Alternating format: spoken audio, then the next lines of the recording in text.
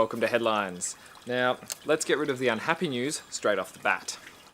Australia's stance on refugees has taken another sharp turn to the right, with the new Abbott government threatening to ship back to Nauru and Manus Island refugees that have previously been released into the community on bridging visas. Approximately 21,000 asylum seekers have been released into the Australian community while they wait for their assessment results to be finalised.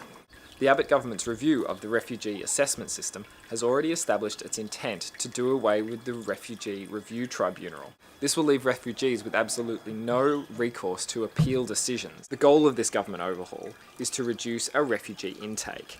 This means that many of those 21,000 refugees currently living in the community on bridging visas are in limbo. The government wants them to be aware that at any point they can be rounded up and shipped back to Manus Island or Nauru.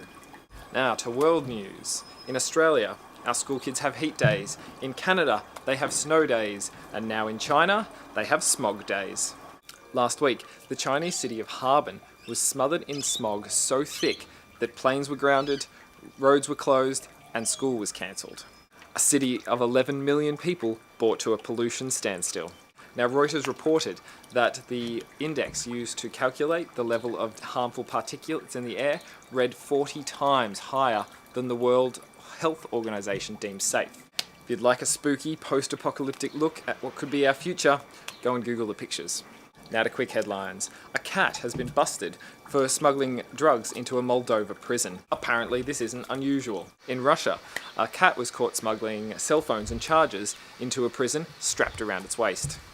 A Turkish man has opened the world's first halal sex shop, offering advice on how to have halal sex. The shop doesn't sell vibrators that are banned under Islam, but they do sell some lovely Islam-approved aphrodisiacs. The Norwegian town of Rjukan has installed over 500 square feet of mirrors on a hilltop above the town. You might be thinking this has something to do with climate change or renewable energies. No. Because of the high mountains surrounding the town, Rjukan sits in shade from September to March every year. That is until now, with the mirrors set to illuminate a little oasis of light in the town's centre. And to some off-the-wall sporting news.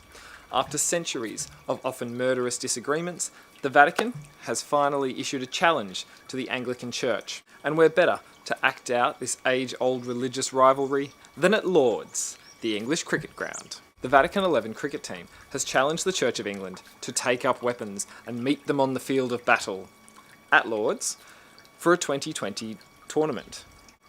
And that's all in today's headlines.